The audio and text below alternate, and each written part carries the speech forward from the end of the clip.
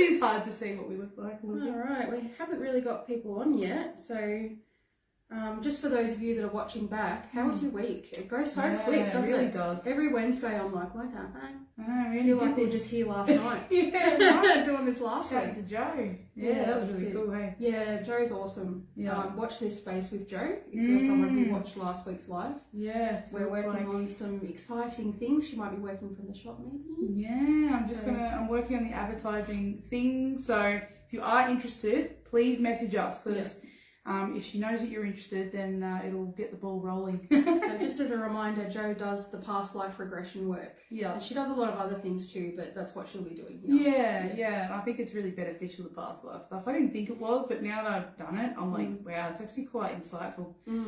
So highly recommend it. We've had a lot of people asking about it too. Yeah, so it'll be good to be able to say, well, book now. We know a guy. Yeah, right? Pretty much. So, it's pretty cool. Yes. So today we're going to be talking about Sarah's Soul Discovery event that's coming up on Sunday. Gosh, that came around so quick. I was like, I booked it it? ages in advance, and then all of a sudden it's like, oh my god, it's on Sunday. So, been very busy with Zen Daily, so definitely was a little bit last minute organised, as in like, you know, the advertising side. It's always been ready to go, but I'm really excited. I feel like I'm a different person going into it this time. Yeah, for sure. Well, when was the last one you did? Like 6 months ago? Oh, a year ago. A year ago. I reckon it might have been because, actually no, because Taylor said she did it, I think it was January. So you might be right, actually, maybe 7 months, 7 or 8 months. I haven't done one in this shop, so I'm really keen to do it in this space. That's exciting. Yes. First one in the new space. Oh, it's going to be so good. And like last night when I was in bed, I was like, I'm gonna put this there, I want to set it up like this. Like I was just like really planning the whole thing out because I haven't done it in here before. And I don't know, I'm excited to see what I pull together. Yeah, because when people come in, the Soul Discovery event, it's in Sacred Circle, isn't it? So you have your altar set up and people can pull a card. Usually you have like a deck of cards around the edge. So it is very pretty, but it's also energetically, it's a really, it's a closed circle, it's a safe space, and people follow the rules of sitting in circle, which is a bit different to just having a conversation with someone. Definitely. It's definitely been put together with a lot of intention, a lot of thought and a lot of love. I remember when this came to me. We were in the old place, and I was just typing up this thing, and I was like, I don't know what this is yet, but I was just, this is a cool topic, and made my pretty forms and all this sort of stuff, and the next second it was like, bam, I want to do a sound healing with it, bam, I want to do art, and it was just like, it just came together so naturally. Like, I really struggle to write, and to write well, and it just flowed, and I was like, Jess, can you look over this? You know, a few minor spelling mistakes, of course, but it actually flowed really well, and I haven't had to really tweak anything the last few that I've done. So I'm like, oh damn, it was definitely channeled. So I really believe in it because when I think about, soul discovery, but figuring out what's our conditioning versus our actual purpose. Yeah. And because like we've done that journey with this coming to fruition, I just love the idea. It's an ongoing journey, isn't it? And it changes. And this is the thing. Like you might do a thing here, and then you might do it again in 4 years' time, and everything's different. And that's the beauty of it. I would hope it would be very different in 4 years' time. Or you've wasted those 4 years. Basically. But the cool thing is, the way I kind of describe the soul discovery is it's like you look at where you are now, look at where you want to be, and you may not know where you want to be. And that's where this first part's really important, to sort of start discovering that. And then how do we bridge that gap between how do I get from here to here? Because a lot of people have visions or have an idea of what they want to do, but it's like, but I don't know how to get there. It seems so far away. Yeah. So to be able to go, you know what, there's just a couple of consistent things that you might need to do to get there, and it's not as big as you think. It seems daunting because it's over there and you haven't got it.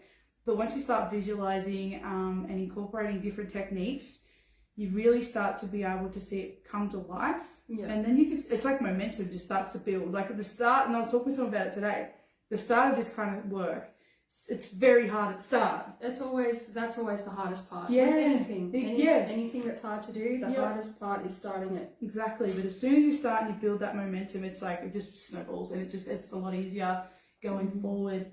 So yeah, I'm super keen, and we've got a few beautiful women that have signed up so far. And I So think it's is awesome. this a woman's only event? No, So no. Men out there. Yes, yeah, come and join us, If you're please. looking for a bit of self-development and Yeah. some gentle guidance along your soul's path, then yeah, you're welcome to sign up. Yeah, it has been prominently women because us women are more inclined to go this way and do this kind of work. But yeah, I have had men in the circle, and it's really, really awesome having that dynamic. Like we've had a It few changes different, it, doesn't it? yeah, It we've had brings a a few whole different other things. element, and it's so appreciated. So Yeah. if you're a man out there watching and you're like, oh, I'm scared to go there, yeah, you're very much in a safe space, Yeah, and yeah. it's appreciated having that masculine energy in the circle. Definitely. And some of the things that I've done, like my 6-month program, it started off being open to men as well, and it actually transformed into being women only because I found a value in that. Yeah. So it's cool how, you know, you kind of tune into the energy and then you can kind of feel whether it's appropriate, and not that it's not appropriate for men to sit in a 6-month circle, it's just the way that it's kind of led, it's become a lot more deeper healing, and the kind of healing that women are prominently wanting to do at a deep level has been, you know, domestic violence and with men. So it can be a bit tricky to go to those places in those real deep circles. Yeah. The soul discovery isn't as deep, so it's fine. I think it's important to start somewhere, and the soul discovery is a good start. Yeah. Because it just sort of opens you up to some different ways of doing things, thinking about things, feeling into things, which is what I do a bit differently to some people, where, you know, you might answer some questions, quality questions are really important, but to actually feel into those questions, like, oh, how does that feel? And Ooh. have the time and space to do that too. Yeah, and safe space to do that, where you can be vulnerable and go, oh, actually this came up for me, and then sit in a circle and really talk about that and see what comes up, because it's you'd be surprised what comes out. That's what I love about group work. I know some people are like, oh, I don't want to do that personal stuff in a group, but it does really add a whole other really useful element when you're in a group and you're able to be open and honest. You get a whole bunch of perspectives that you've never thought of before. Yeah, and everyone in that group has value, and I think it's really cool, because when it's, say, one-on-one, it's really easy to be like, all right, I'm the client, you're the practitioner, so you're, like, you might automatically go, oh, well, you're better than me. You're in a position, you know, of power. and it can be quite, you know, and they, you know, it's obviously, I encourage and I try and talk people out of feeling that way, but naturally, that, because I've done it, so I get it. But in a group, when other people in your group are saying things, and you feel like it's more of a peer thing, right? And you're like, oh, they get it. It's not just the facilitator who sometimes, you know, has some answers. It's other people in the group who are also lost on their journey with these ideas. Oh, interesting, you know, or can relate, and you can have that validation that you're not alone, that, oh, hang on a second, this person sitting next to me has been through a very similar thing. Maybe it's not that, you know, weird that I'm going through this. So it's very powerful stuff. And there are things that I don't know that people in group do, and I love that, and I encourage that. I don't want to be, I'm the person who pulls it all together and brings the people together, but I don't want to act like I have all the freaking answers, because none of us do. It's actually about tapping into your own answers anyway. So the fact that each person can do that and then bring their own wisdom within the group, it's just, And that's how all real healing works. Yeah. We've said it a million times. If anyone gets up in front of you and says, I'm going to heal you, run as fast as you can in the other direction, because all spiritual healing and emotional healing is self-led. Yeah. The role of a facilitator isn't to be, you know, I know the gospel truth. It's to be, you know, gently guide you along that path. And that's the thing, like, I always talk about how it's, you're going into the unknown, into the abyss, you don't know what's there, and it's scary to take that leap. Yeah. But you know it's necessary, you know you have to, because you can't stay where you are. But I don't know, it's scary. So I'm that person that can sort of hold your hand and talk through, you know, when it's dark and you're like, I can't see anything, it's like, it's all right, I got you, you know, I've got you. And it's just having that support until you've got your own back. Because at the start, we kind of don't. We don't have our own backs. We can't trust ourselves. We're a bit lost. We don't know where to go. So the way I sort of see it is I'm there to sort of guide you through some pretty tricky navigation at the start until you've got your own back. And That doesn't mean you won't work with me once you've got your own back. It just means you'll be able to do things for yourself a lot more and go even deeper on a much more deeper level with yourself, because you'll feel safe to do so. And it's really cool because like I think back to when I started this journey, and it's like, I wish I had someone like that, or I was able to understand that it was there. I just didn't really know about that kind of world, really. And and a lot of limiting beliefs, like, oh, I can't afford it, and that sort of thing was always my go-to. And then realizing that, oh gosh, the best thing I've ever done is invest in myself. You know, I was happy to buy all the fancy clothes and get my nails done. It's funny, isn't it? Right? You know, I don't have the money to do self-development, but look how you dress. But I can buy takeout every night. Right? And it's hard because it's such an, when you do that, it's an instant hit of dopamine. It's like, well, I bought the dress, I feel good, right? Of course I'm going to go for the thing that gives me gratitude now, or whatever, grace now.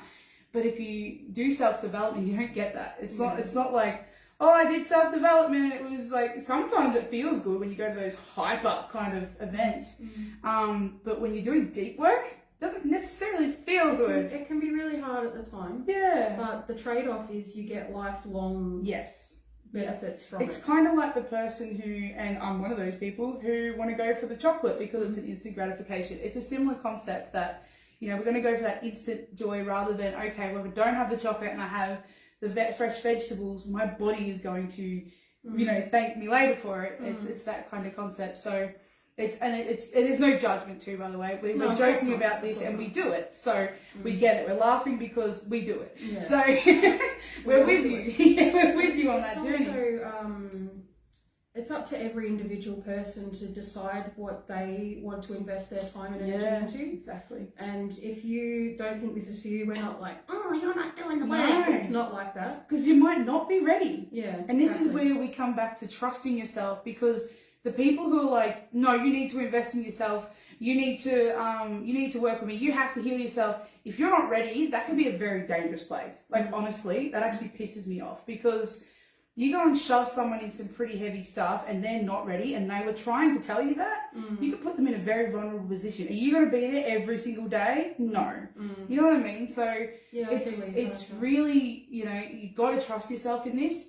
And it's hard to decipher between, oh, I feel a little bit of fear, but is it fear from trauma, or is it fear from, I don't know where I'm going and it's a bit scary? But if you feel safe with the person, I think that's really important. Yeah. And that's why with anything any of us really do in here, if you come in and you're like, you booked a session, you're like, oh, this doesn't feel right, trust that every time. Every time. And so the way I sort of see it is it's building your own emotional muscle and empowering you to trust that intuition that we've lost. So this is just a bit of a start, a little bit of a gateway. Like we do deep dive in at the start a bit, and when I say deep dive, it's not that deep. It's really just sitting with where you're at, which can be deep depending on where you're at. Yeah. So it's very individualized, and it's kind of up to you what you want to bring into it. And the cool thing is, the reason I have the sheets, because I know when you go to a lot of different workshops and stuff, you sit there and the person does the presentation and it feels good and blah blah. But then you go home and I felt like you forgot a little bit. You're like, oh, what was that thing that you did? Or at the start, because it was like a whole day of it. What did we do at the start again? So these sheets are basically just kind of guides. So you can reflect back and go, oh yeah, that's it. The other cool thing is, 6 months down the track, a year down the track, you can look back and go, oh, I forgot about this. Yeah. Where am I now? Like, I looked at where I was. Have I progressed?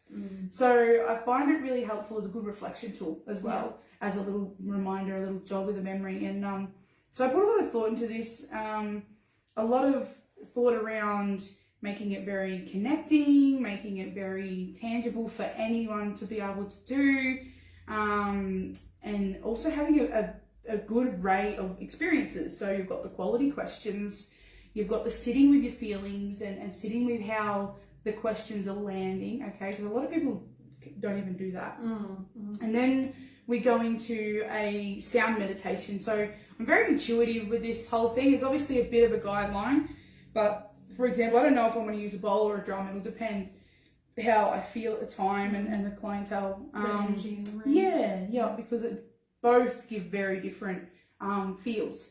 So the drummer feels a lot more intense. It is, whereas for me. Whereas the sound bowl is a lot more really deep relaxation. So it will just depend.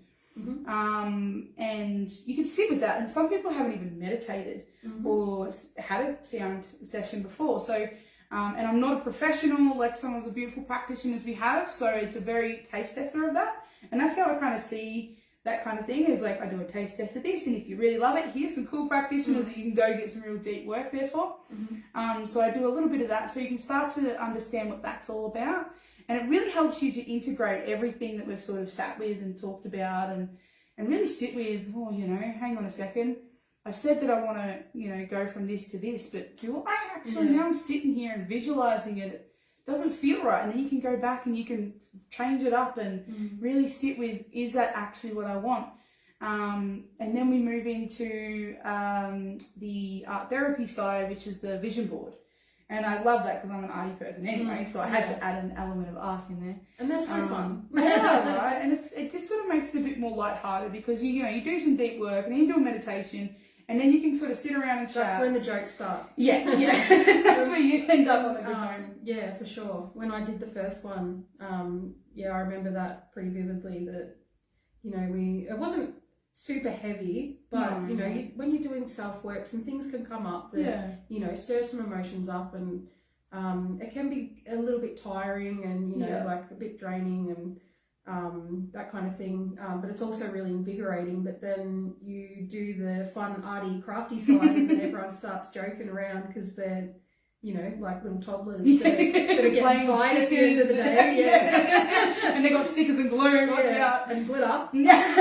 And it's just really fun. Yeah, it's a really good way to sort of end and tie it all up in a beautiful bow. And the biggest thing with the vision board, and this is cool because when I actually started doing this, I did the vision board because I love the creativity side. And then I kind of knew this, but now I really know this.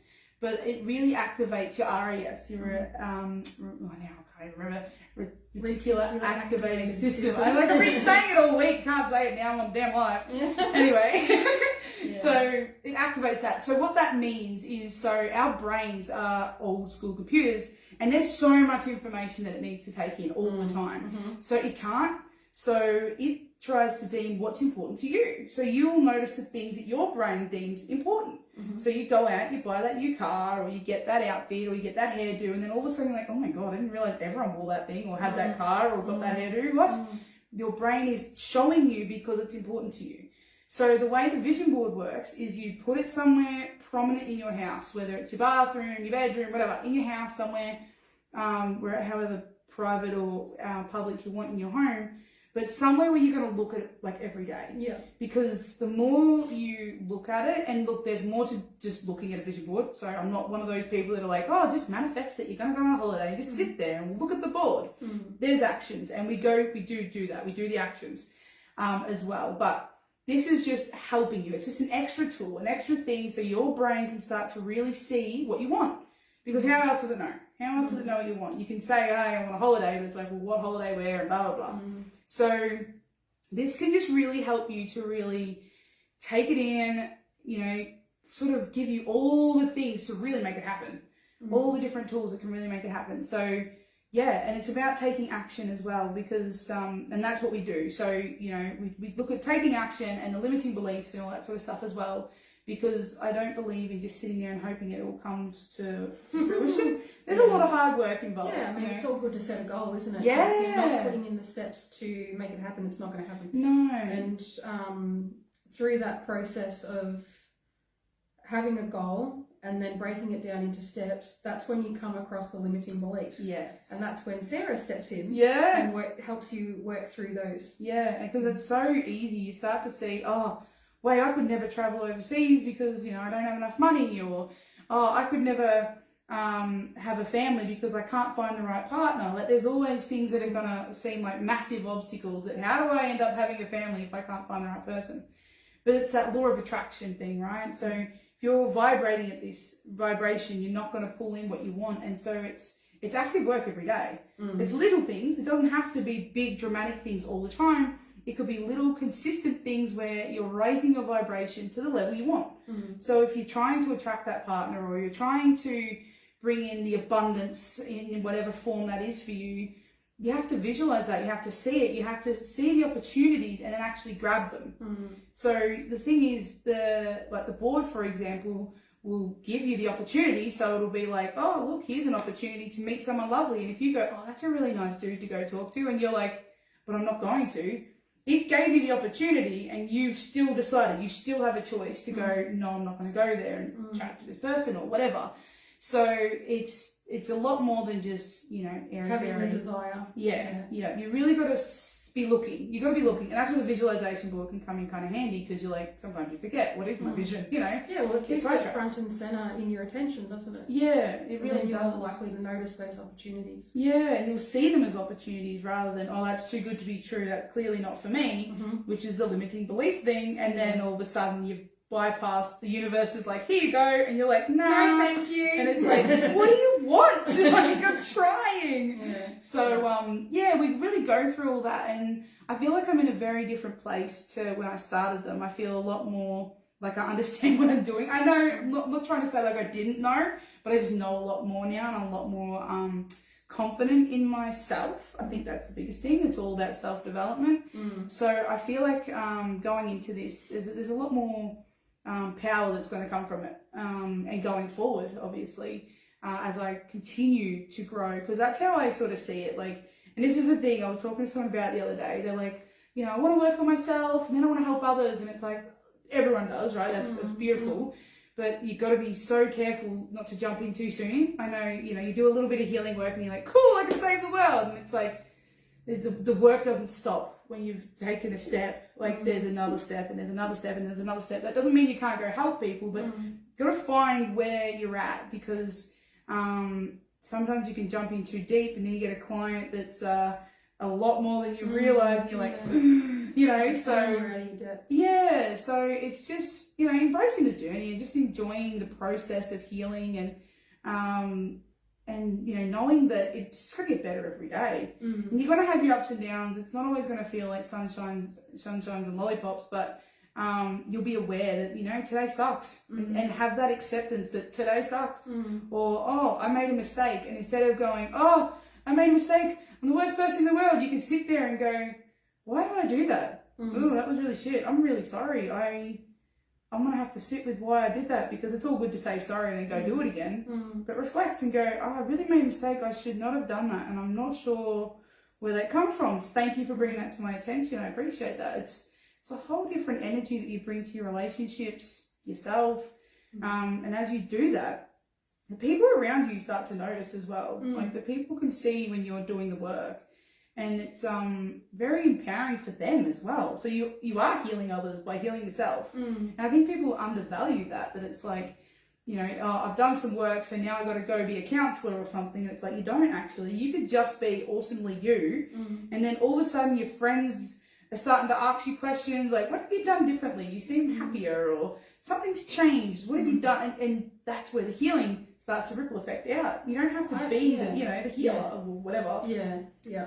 And I think that's the best way to do it, because none of us, and this is what you do in your groups, like we said earlier, you're not healing people. No. They're doing it themselves.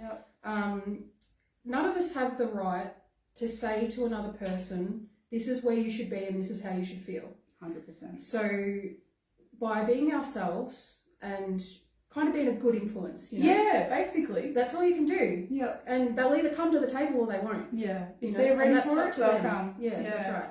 And it's like one of those things, like attracts like. So you'll see people start to disappear from your life, and as much as it might hurt. One of our favourite sayings. Oh, look at that, the trash took itself. Yep, and it may not feel like it at the Which time. is a nasty way of putting it. Yes. But sometimes you're just sick of people's shit. Yeah. And you're happy to see the back end of them. Yeah, pretty much. Yeah. You're like, you know what, I didn't even have to say anything. It just kind of happened it took naturally. care of itself. Yeah, and it's the best way to happen, by the way. It can be quite hard when you've got to have that conversation. So sometimes it's nice if that happens. But you'll notice your life start to shift, because like attracts like. So if you're someone who's constantly complaining or hates the world and has that really heavy view, which, like I said, no judgment, we've all been there. But if that's what's happening in your world right now, then you're going to be pulling other people that can relate, obviously. Because as if you're going to want to hang out with someone who's like, oh, what are you talking about? It's lovely. It's like, fuck off, you know. Mm. So as you start to shift and move out of that because you've had enough of being down there and it feels like crap. So you're like, I'm done. Let's shove that over there and start working towards feeling better in myself. People are going to go, oh, you've changed. What happened to you? You're not the same person you were before. Does that sound familiar? Yeah. When people say you've changed, you say we're supposed to. Yeah, 100%.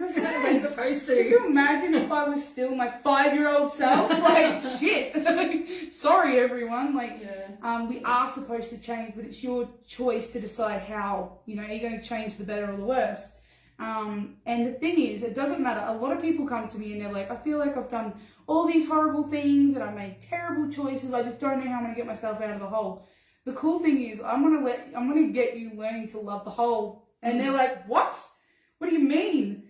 It's like, well, there's nothing wrong with the hole. Like, the hole's actually quite fine. It's actually there to protect you, keep you safe from all these things that have happened to you.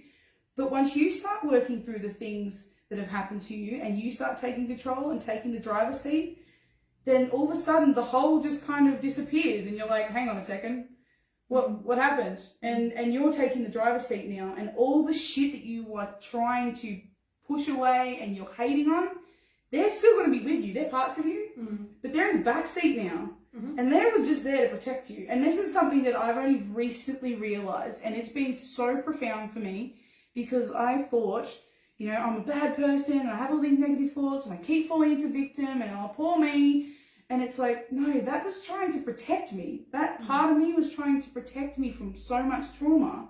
And now that I'm able to go, you know what? Thank you. Thank you so much for looking out for me. But I don't need you to drive anymore. I'm gonna take the wheel.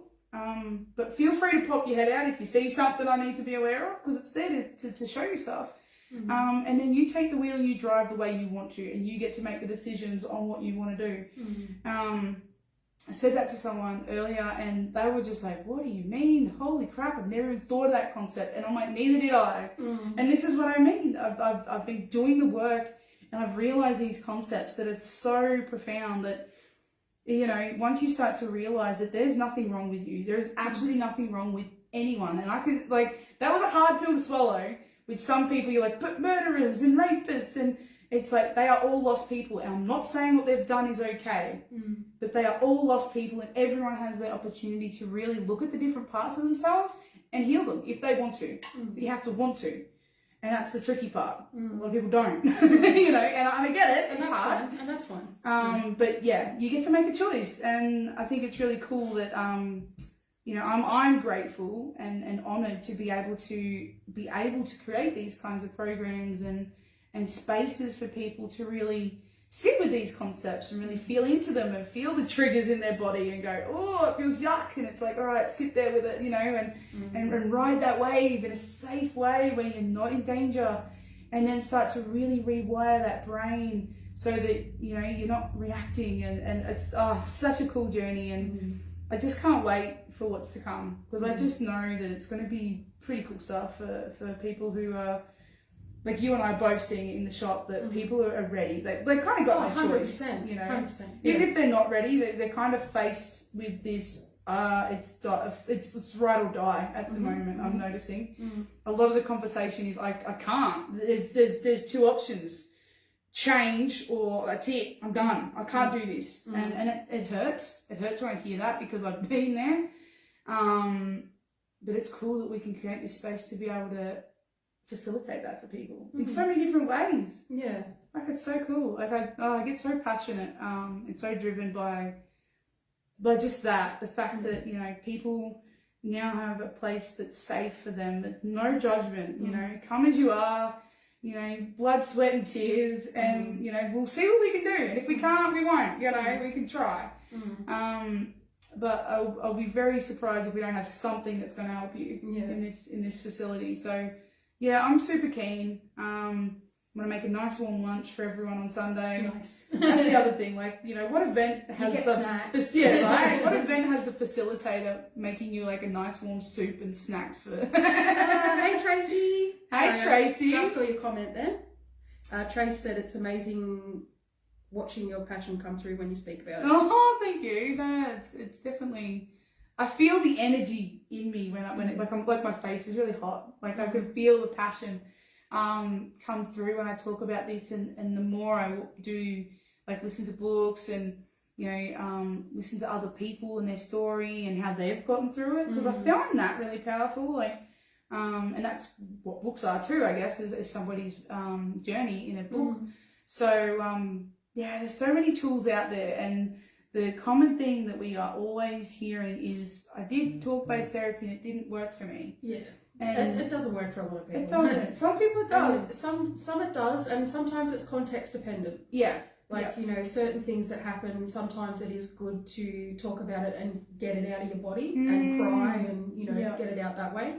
But it's, it's not right for everyone, and it's not right in every context. And there's thousands of other modalities that you can try. Like, I don't even know all of them. I just know what's worked for me. Like, and that's not what I even love. Close. Yeah, and that's what I love about being able to have this. Is it's like I don't have all the answers. I'll do my bit, and then it's like go hang out with this person and just see what they've and even with our connections and being able to bring people together that way, and they're all talking, going, oh, you saw the bunyip too, like, oh, so I'm not weird, like, okay, so you start to really understand that you're not going crazy, you're in a very safe place where we're all crazy. Yeah, you're in good company. Yeah, basically. But yeah, I think this will be the last one for this year, the Soul Discovery, because it is coming close to the end of the year. I know we're very busy. But I'll definitely be doing another one for those who can't make it this Sunday in the new year, because it's a good way to start the year. But I also kind of get, like, I'm going to do one at the start of the year because, whatever. But I don't love that people are like, oh, just wait till New Year's and then I'll do like a resolution to figure out where I want to be. There's a whole damn year in between that. Like, start now. And I get it. I was one of those people who was like, oh, I'll just wait till New Year's and then I'll make a New Year's resolution. It's like, I never stick to it anyway. So this is kind of like that. It's like, what do you want to bring into your life, but in a real, actual, practical sense, with actual steps. And the cool thing is with this as well is, I do have my 6-month program, and like there's an after bit as well. So if you do want to continue on after the Soul Discovery and have regular support, there are options that I have available too. Because sometimes that's more one-on-one. Yeah, work, well, I'm still trying to toy with the idea, just to see, like, if everyone in the group wanted to do it, I'd do it as a group because you've connected anyway, and then I just move that group forward and have that support. But it just depends, and it's very individualized. Hence why I just, intuition is always what I go with, because like these groups come together from intuition, you know.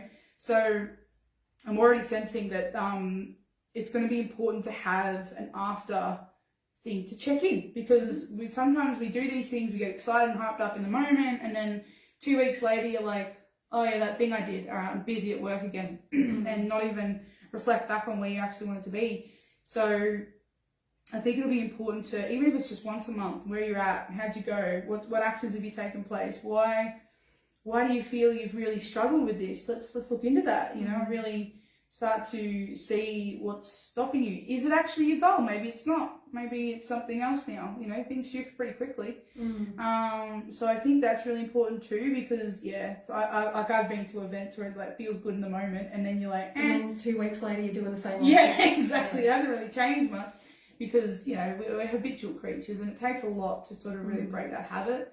Hence why my 6-month program is 6 months. I could get it done in 6 weeks. We could smash it out each week. Like, I know I could do that. The reason I like to do things like that is so I want you to integrate. It's all good to go, cool, we're going to do boundaries this week, and we're going to do triggers next week. One, that's a lot to handle in a like short amount of time. And maybe someone's ready for that, and then maybe that's a future thing. But I don't think it's really good for you as a person who's starting their journey. You want to integrate that. So it's like, all right, we're going to learn boundaries. Cool, let's practice doing that for a month and find out what happened. Did you do it with this person and not with this person? Did you find yourself not being confident enough to do it? What happened? Like, really observe. And then you can really find the power in that. Like, because some people are like, oh, you do 1 2-hour session a month. Like, that's boring, But the integration part, this is where you taking responsibility, you taking charge. You get out of these things what you put in, right? So you could come for the 2 hours, listen to me talk, and then, or do the group thing, and then do nothing. Yeah, and that's what you'll get out of it. 100%, and you will still get a lot out of it. 100%. But if you want to go, all right, I'm going to practice this. I'm going to listen to Sarah, journal. I'm going to really observe myself, because I really encourage people to become the observers of their life in these specific topics. And then you'll actually watch. Like I can always tell the people who have done the after work and the ones who haven't. And honestly, they're both doing where they're at. So there's no judgment there. But you can see the way that they're like excited about their transformation. Like, oh, I mastered this, you know? And then the other person's like, oh yeah, that's what we did last month, you know? And that's cool. But it's just take responsibility of your own stuff as well. And I encourage that because I don't want someone relying on me. I don't want someone needing me. Because I know I became a bit like that with some of my old counselors. Like, I don't want you to go. What will I do? I want you to be able to go, no, I got this. I got my own back, you know? And so you have that person that you can go, oh, this happened, or, you know, I'm working through this.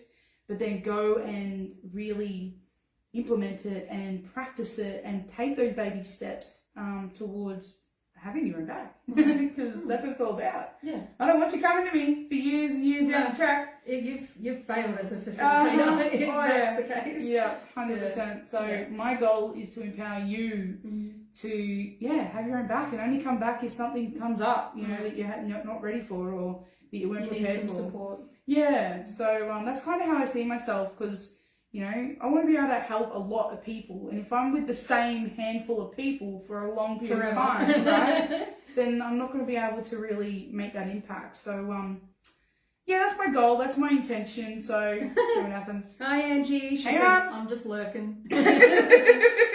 Always lurking. Trace, they say don't start new things on a Monday or for New Year's because you'll never stick to it. Just start the day you think about doing it. Yes, Yeah, it's why so wait? true.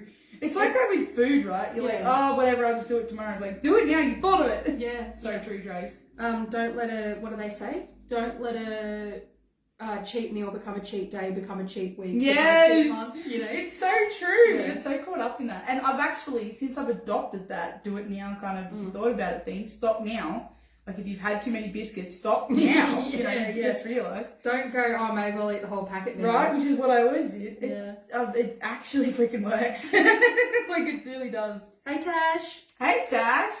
Thanks for popping on. And that, I'll do it on Monday. That's just another, I want to call it a limiting belief, but do you know what I mean? Like it's just another way that we put off doing the hard work. Excuse. Yeah. Yeah. And I would do it all the time. Like, by the time we get to Monday, you forgot that gives me time to think of another excuse. And then I don't have to do it. Oh, something hard happened. I didn't sleep well. Oh, my knees should be hit. And we all do it. And this is the thing, right? You gotta love yourself for these parts that do that to you. Like, I don't know. I find humor in it now. So do I. Like, it's kind of like when you look at people quitting smoking. It's really interesting to see the little tricks that your brain tells you to get you to do the thing that it wants you to do. It's actually kind of fascinating and super impressive. It is. It's like my brain tricked me. It's my brain and it tricked me. Like we're so smart sometimes to our own detriment. Yes, it's like that smart dog. You're like, you're too smart for your own good. Yes, our brains are too smart for our own good. And it's so true though, and we believe every thought that we have, and it's like, once you start, like, I just get so caught up in the, I'm such a failure. Now it's just like, oh my God, did that again. Oh shit, here we go. Well, what happened this time? You know, like, what's going on? And the more you become curious and the observer, they're like my keywords at the moment, is being curious about your life and being the observer of your life. It's a game. Everything's a game anyway. So if you look at it like that, like, don't take life so seriously. Like, we're going through this, all of us are fucking up. None of us are perfect. Like, I don't know one person who hasn't made a mistake or tried something and didn't work out, or, you're not alone. You're not someone who's like, oh, I'm the only person who, started eating sugar again or started smoking again or whatever the thing may be. No, join the club. You're not alone, but it's about observing you because, like we talked about before, like the answer that somebody else has, like, try this method, try this method, try this method, and obviously try them. You got to trust yourself because that method worked for that person because that person it worked for. Well done. But you've got to find the method for you. And we just get so caught up in, well, I tried this one thing, it didn't work, so it's just not for me. It didn't work immediately, so I give up. Yeah, basically. You just got to keep trying. And yeah, trust yourself. That's the hardest part, is trusting ourselves. I still have to remind myself to trust myself sometimes. Like, there are times where I'm like, I got my own back today. But I'm so self-aware now that I can sort of see it. Or if I don't see it, I've got great people around me that will help me see it, you know, like it's, yeah, life is so different when you really start to do this stuff and you surround yourself with people who can support you in that and, see you, you know, like I was having a conversation, going off topic a little, as we do. As we do, yeah. But we were talking the other day about how you see people's soul. You don't see people as people, you see their soul. And it made me think, actually, when I was talking to someone about it, I was talking about us in Resi and how, you know, we didn't see the kids and their behaviour, we saw the kids and their soul. I realise now, I didn't realise back then, but I realised that we were kind of seeing them as souls. Like, they have behaviours, there's a consequence to the shit that happened to them. Wow, who would have thought, right? Yeah, right. There might be a reason behind the shit that they do. Yeah, funny? Weird. Yeah. But we saw them as people. You know, we didn't see them as an inconvenience and an annoyance. Don't get me wrong, they were annoying. Yeah. But there's so much more to it. We saw their soul and we could see that, you know, they were just lost and no guidance at all anywhere. So it was like, you know, what else are they going to do? So I think that's what makes us kind of different to a lot of people out there, is that, you know, when we look at a person and they walk in that door and they look homeless, for example, we're not like, oh, you look homeless. It's like, I wonder, curiosity, right? I wonder what's going on for that person, you know, I wonder how they're tracking along, you know. And then most of the time, they're like the most awesome people ever, you know, and if you had gone in with that judgmental outlook, you would have missed a whole awesome interaction about a person who chose to be homeless, or maybe they just look homeless and actually they're loaded, you know. It's so easy to just be like, you know, we stereotype and we put our own impressions on people and they're not even accurate half the time. True. Like, yeah, it's just crazy. But yeah, I had that thought the other day when I was talking to someone, and it's like, yeah, we were seeing their soul, not just their behaviour and the consequence. And yeah, it's really, really cool stuff. So really went off topic there. But anyway, soul discovery on Sunday. It's all part of it, you know. Yeah. It's all part of the human experience. And, you know, navigating this experience, it can be quite difficult at times. So it's all related. It is. You know, it really is. And it just gives you a bit of an idea of, you know, what we're about and why we do what we do. And yeah, I just think it's just so cool. Like when I think about where we were meeting at Resi and where we are now, it's pretty wild. Yeah. Even as individuals. Like, yeah, have those moments often, most days, where I'm like, wow. Yeah, we did this wow. We made a few different choices and ended up here. Yeah. Who would have thunk it? You just never know where it's going to go, do you? So and it's really taken those half steps. Yeah, you really do just have to take the step. Yeah. And see where it goes. And the thing is, if you fall down, you just get back up. And this is the thing, I was talking to someone about it earlier, and they were like, I'm just really scared that I'm going to fail and when I'm muck up. I'm like, you know what? You are. I can 100% guarantee you are going to make another mistake. And they're like, what do you mean? I'm like, do you really think you're going to go on and never make a mistake? Like, we get so caught up in our heads about being perfect and having this expectation that, you know, and I'm like, so if I made a mistake right now, does that mean you would never talk to me again? They're like, oh, no. Like, so how come it's okay for me to make a mistake but not you? And they were just like, good point, you know? And that's the thing. We have people around you, because we're getting so caught up in our head and our narrative and our story and our conditioning and social conditionings and shit. To have someone pull you up like that, it's half the battle. You can't, it's hard to pull yourself up in it. Yeah, you don't know what you don't know. Yeah, exactly. Like, you know, if I didn't have the people around me pulling me up on certain things that I was doing, I'd be like, oh shit, I am doing that. Oh, didn't even realise. Because how are you supposed to realise? To you, it's a habit. To you, it's who you are, or whatever. So that's the cool thing about also the group and stuff as well, or having someone there outside your conditioning and outside your norms to sort of just show you a different perspective and go, oh shit, never thought of that. Like, you've done that so much, like right from the very start of our friendship, where it's like, you know, you don't have to do that. It's like, what? What do you mean I don't have to do that? It's like, you actually can just say no. Like, fuck. It's like something so simple, but honestly, that was what it was what I think about them. Exactly what we're talking about. If you're never taught those skills, and you know, how would you know? Yeah. If everyone around you is a people pleaser, or just as an example, you know, if you're never taught, you know, you have autonomy over your actions, and, you know, how the hell would you know? Exactly. You know, we become who we are based on, you know, our upbringing and what happens around us and the people we surround ourselves with, and you won't know unless someone points it out. If you think of it like a computer, the computer only knows the software that has been downloaded. The information that's been put into it. Exactly. So if that information hasn't been put in the computer, it can't tell you nothing about it.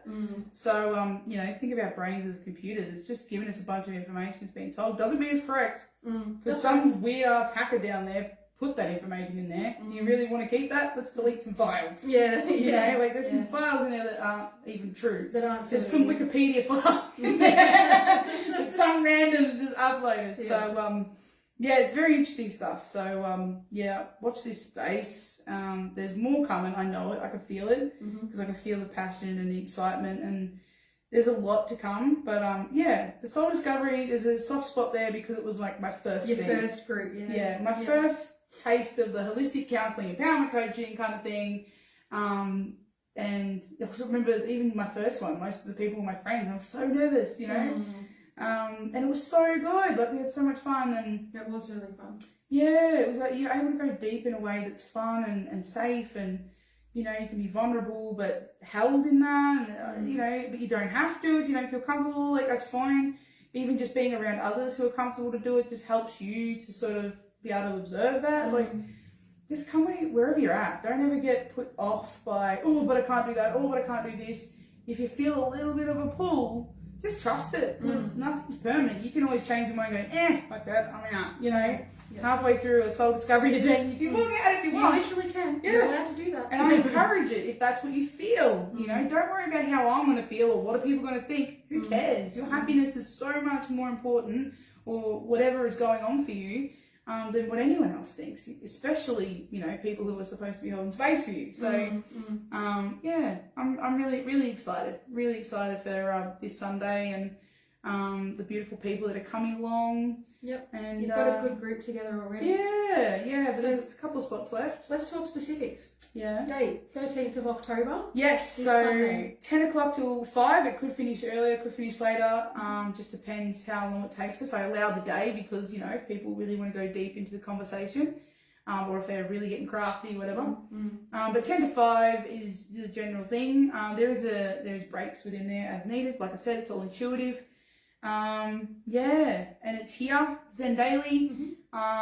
It's a $200 investment for the day, which is food included, take home manifestation board, you get a sound healing session. Like there's a lot packed in there. I know the price is too cheap, but you know, I was just going to say, considering that people who do this, like what you're running, charge upwards of, you know, 500, couple of thousand, depending on where the facility is. You definitely could charge more. Yes, but I do try and make it affordable. That's one of my things, and it will change. Like I'm not gonna you know, pretend like it won't, because I know as I progress and as I build my experience and my knowledge, my time is going to become more valuable because I'm going to have more clients and more people needing my services. So it will structure and restructure as it goes on, and I trust that. I'm a very flexible person. I don't want to pretend like this is going to be set in stone and stay the same forever. It can't, because then I'm not growing and evolving with my programs. So, we'll see what happens. You know, I'm very, like I said, I'm intuitive. So I think about how much I can put into these things and think about the kind of people that'll be going, and I try and tailor to that as much as I possibly can. So, yeah, it's all good. Awesome. I'm very excited. Yeah, me too. Make sure you message us if you like the sound of it and you want to join in. Yep. It's you're never going to miss out when you invest in yourself. Definitely not. You get out what you put in. I really believe that. And the worst thing you're going to get out of it, even if you don't participate in the first bit, you're going to get a beautiful sound healing session, and you get to play with stickers and have food. What a terrible day. Like, you know, you get out what you put in, and if that's what you want to put in, awesome. You can meet some beautiful people as well. It is a small group too. So for those, and this is why I kind of I like to cap things because if there's too many people, one, you talk a lot and there's a lot more people to get through, and then you don't quite, it's a lot. But also, a lot of people really struggle after COVID to have a social interaction. So the idea of having 10 people in a room could really put people off. So I deliberately try and make my programs small. For that reason, at the moment, until, like I said, things will change. But I try and cap it at 5. Like if there is 6 people, like I'll add 6 people. But it won't be more than that. So yeah, we are halfway there. So we'll see. Like I said, I trust it. So if it's 3 people, it's 3 people. If it's 5 people, it's 5 people. But if you do feel called and you want to bring a friend, come and hang out and really see what it's about. And I can guarantee you're going to get something out of it. Like I said, there's so many elements to it. I'm someone who likes to action pack everything in. So you'll get something out of something. You're definitely not going to, even if you go home with a beautiful manifestation board or vision board and, you can look at that every day and take what you want from it. It's a really cool experience. Really, really cool. Awesome. So if you're interested, hit me up. I've got my Creating Awareness page as well. So I do a lot of Facebook Lives and YouTubes and just sort of little insights that come through. Make sure you follow it. It's very interesting. Yeah, like I'm really enjoying it. It's really fun to jump on and just have a bit of a chat with people and see where they're at. And if I've listened to a book and I'm like, I'll share it or something so that you guys have the wisdom as well. So there's lots of free content as well. So if finances are a thing for you, that you really can't quite get to investing yet, you can invest for free. There is so much free content out there. There's a lot that I do for free. There's as in like what I do for my clients, but also what I do for myself. I listen to books, I listen to podcasts, I listen to interviews. I'm always doing different bits of research into different modalities that I never thought of. So if you are serious about it, just start looking around. Start really looking into the self-development and empowerment section, and you will be amazed at what's out there. Yeah. Solid advice. Yeah, I love it. But thank you so much for everything, and good chat. It was really fun. Good chat. Good chat. Good chat. I can feel my face is still really hot. So I'm like, all the passion's starting to be like, oh, alright, calm down. Oh, we go. No, that's a good thing. That's a good thing. Yeah, awesome. I love you guys. Thank you guys. I really appreciate you, and